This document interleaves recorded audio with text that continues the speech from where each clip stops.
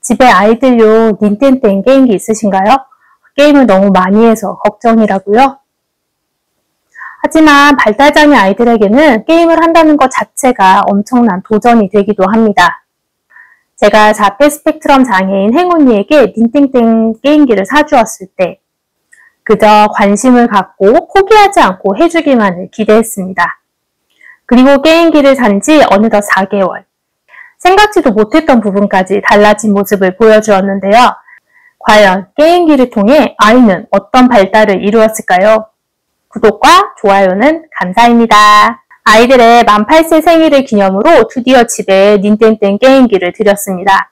그동안은 발달장애가 있는 행운이가 게임을 하기 너무 어려워할까봐 구입을 미뤘었는데요.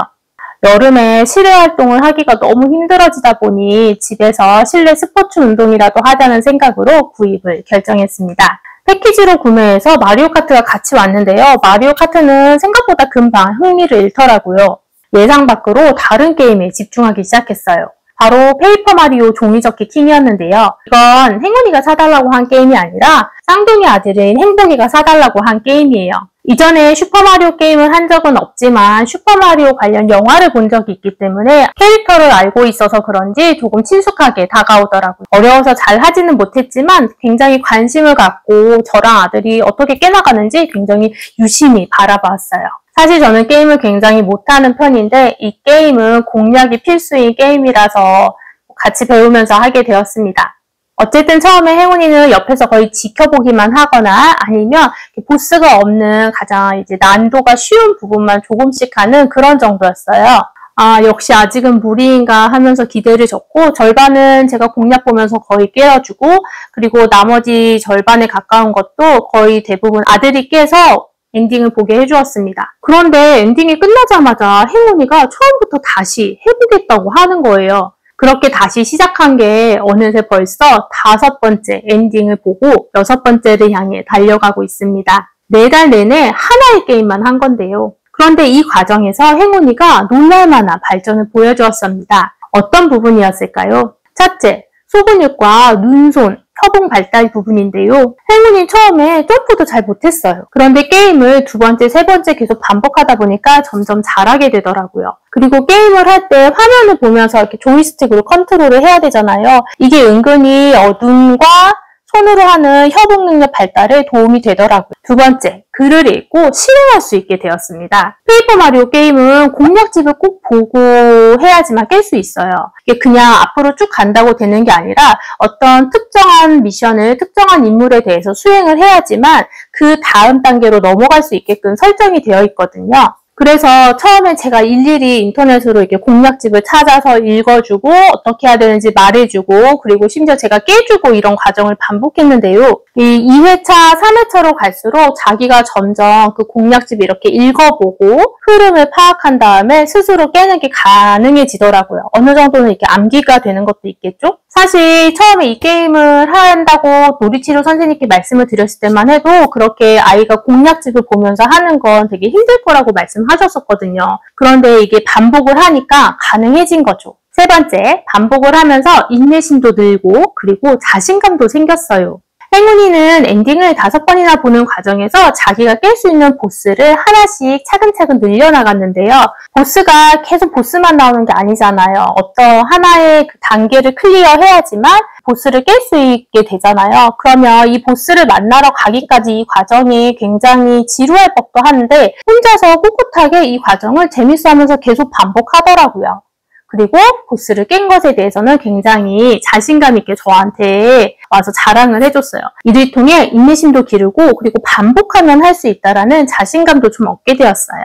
4번째, 하고 싶은 걸 하기 위해서 해야 할 것에 더 집중할 수 있게 되었습니다. 행운이가 게임을 좋아하는 건 너무 다행이지만 하루 종일 게임만 할 수는 없잖아요. 제가 행운이를 위해서 항상 이렇게 마련해둔 루틴이 있거든요. 근데 전에는 그 루틴을 굉장히 이렇게 했다가 하기 싫어했다가 이런 모습을 반복적으로 보였다고 하면 이제는 할 거 끝내면 게임해도 돼라는 게 이제 자기 머릿속에 각인이 돼 있는 거예요. 그래서 할 일을 굉장히 빠르게 해낼 수 있게 됐어요. 책상에 딱 앉아서 바른 자세로 척척척 푼 다음에 다 했어요, 엄마. 저 이제 게임할게요. 하면서 저한테 가지고 옵니다. 정말 정발인 쌍둥이 아들보다도 집중력이 더 좋아졌습니다. 5번째, 관심 갖는 것에 대해서 다양한 표현이 가능해졌어요. 이건 정말 생각지도 못한 부분이었는데요.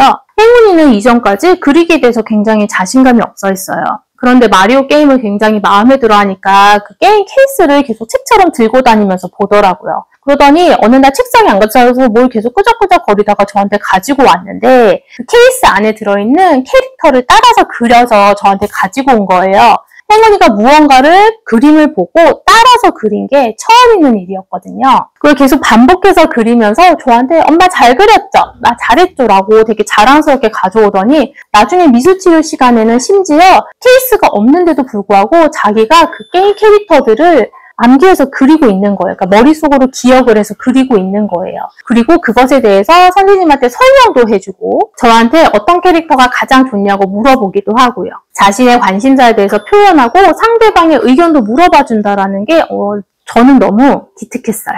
그리고 게임 중간중간에 노래가 나오는데요. 이 노래가 노래방처럼 이렇게 아래 가사가 나오거든요. 그 노래를 애들이 굉장히 좋아해요. 아침에 일어날 때 힘들어하면은 그 노래를 이렇게 아침 기상송으로 틀어주면은 좀 더 즐겁게 일어나더라고요. 물론 전에 티니핑 노래 들었을 때처럼 노래에 맞춰서 체조도 합니다. 마지막으로 쌍둥이 아들과 하는 핑퐁 대화가 늘고 유튜브를 보는 시간이 줄어들었습니다. 이전에 티니핑과 신비 아파트를 쌍둥이 아들하고 공통으로 좋아했는데 그때도 이렇게 대화가 많진 않았거든요. 약간 서로 퀴즈를 내는 정도였어요. 그런데 이 게임은 이제 공략을 보면서 같이 깨야 되잖아요. 그러니까 좀 더 자세히 얘기를 하고 이건 너가 도와줄래? 이건 내가 할 거야. 이건 어떻게 깨야 돼? 이런 식으로 좀 더 대화하는 게 많아졌어요. 그리고 게임을 하는 만큼 유튜브를 보는 시간이 줄었기 때문에 저로서는 아이가 좀 더 머리를 굴리면서 활동을 하는 거잖아요. 그래서 유튜브를 수동적으로 보는 것보다는 더 낫다고 생각하는 측면도 있습니다. 처음에 게임기를 구매할 때만 해도 친정엄마가 아니 이게 뭐 좋은 거라고 굳이 사주냐 이렇게 말씀하셨거든요. 그때 제가 엄마한테 했던 말이 엄마 게임을 할 수 있는 것도 행운이한테 능력이야 라고 말했어요. 그래서 지금은 친정엄마도 행운이가 게임을 하는 게 아니라 해내는 걸 기특해 하십니다. 행운이는 여전히 같은 게임을 즐겁게 하고 있어요. 그런데 제가 이제 조금 다른 게임을 해보지 않겠냐고 하면서 같은 마리오의 다른 시리즈를 사줬거든요. 그랬더니 이번에는 처음부터 자기가 공략집을 이렇게 보면서 깨려고 하는 그런 시도하는 모습을 보여주더라고요. 저로서는 게임기가 아니라 놀이치료 기구인 셈입니다.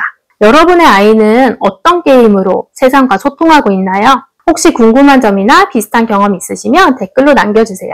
함께 나누면 좋겠습니다. 그럼 오늘도 시청해주셔서 감사합니다.